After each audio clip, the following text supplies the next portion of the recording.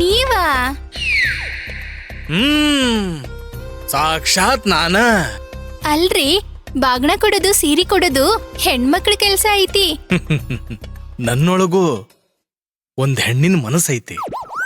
ಹಂಗಂತ ನಮ್ಮವ್ವ ಅವಾಗ ಹೇಳ್ತಿರ್ತಾಳ, ನಿಂದ ಹೆಂಗಳು ಅಂತ. ಕೊಡ್ತೀನಿ ಬಿಡು ಸೀರಿನ, ನಾನ ಪಲ್ಲವಿ ಮೇಡಮ್ಗ.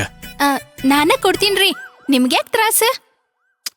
ಮಾಧವಿ, ನೀ ಹೋಗ್ತೀನಂದ್ರ ಅವ್ವ ನಿನ್ನ ಒಬ್ಬಕಿನ ಕಳ್ಸಂಗಿಲ್ಲ, ನನ್ನು ನಿನ್ ಜೊತೆ ಕಳಿಸ್ತಾಳ.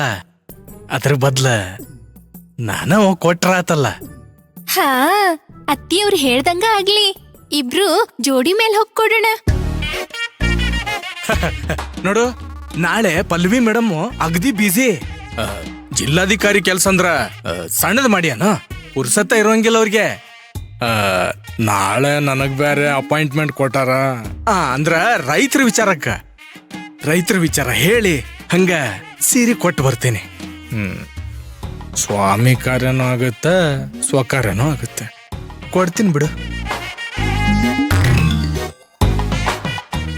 ನೋಡು, ಅವ್ರು ಬ್ಯುಸಿ ಇದ್ದಾಗ ನೀ ಸೀರಿ ಗೀರಿ ಅಂತ ಹೋದ್ರ ಅವರು ಈ ಪೂಜಿನ ಯಾಕಾರ ಒಪ್ಕೊಂಡಿ ಅಂತ ಅನಿಸ್ತದ. ಪಲ್ಲವಿ ಅವರು ಖುಷಿಯಿಂದ ಬಂದ್ರನ ಅಲ್ಲ ನನಗ್ ಮಗು ಆಗುದು. ಅದಕ್ಕ ನಾ ಕೊಟ್ಟು ಬರ್ತೇನೆ, ಏನಂತಿ?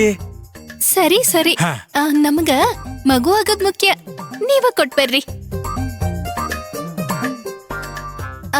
ಪಲ್ಲವಿ ಮೇಡಮ್ಮ ಅನು ಅವ್ರಿಬ್ರು ಖುಷಿಯಿಂದ ಪೂಜೆಗ್ ಬಂದ್ರ ಅಷ್ಟೇ ಸಾಕು.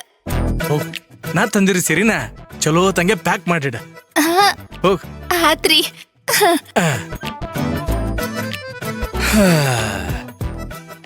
ನಾಳೆಗೆ ತೆರಿ ಮ್ಯಾಲ ಹೊಸ ಸಿನಿಮಾ ರಿಲೀಸ್. ಸೀರೆ ಕೊಟ್ಟ ಹೀರೋ.